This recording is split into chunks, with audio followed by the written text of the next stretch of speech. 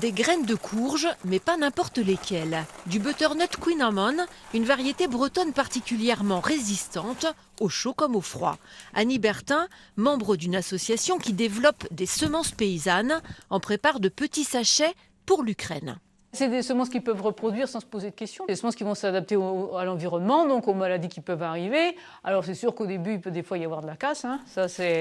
Mais après, si on sélectionne, qu'on garde les plus résistantes, on aura petit à petit. Mais il faut du temps. C'est au sein du conseil régional que la productrice offre ses sachets de graines de courge, d'oignons ou de haricots au gouverneur de la région de Kherson. Il est là pour signer une déclaration de coopération avec la Bretagne. Les champs dans notre région sont complètement brûlés et une grande partie du territoire est aujourd'hui détruit. Et nous avons décidé de ne pas revenir comme c'était au temps de l'Union soviétique. Nous demandons donc à nos partenaires mondiaux et européens de l'aide pour nous apporter de nouvelles technologies et de nouvelles graines pour augmenter la productivité de notre région. Depuis 2022, de nombreux convois humanitaires bretons ont rejoint l'Ukraine.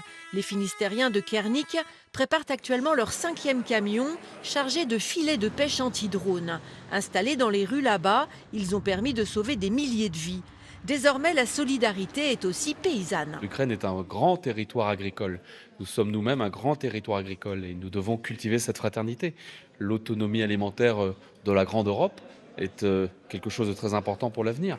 Donc aujourd'hui c'est la guerre, aujourd'hui c'est la capacité de tenir face à l'ennemi et j'espère demain la construction d'une fraternité longue, grande, durable. Un soutien des Bretons à l'Ukraine destiné non seulement à la protection en temps de guerre, mais aussi à préparer l'avenir.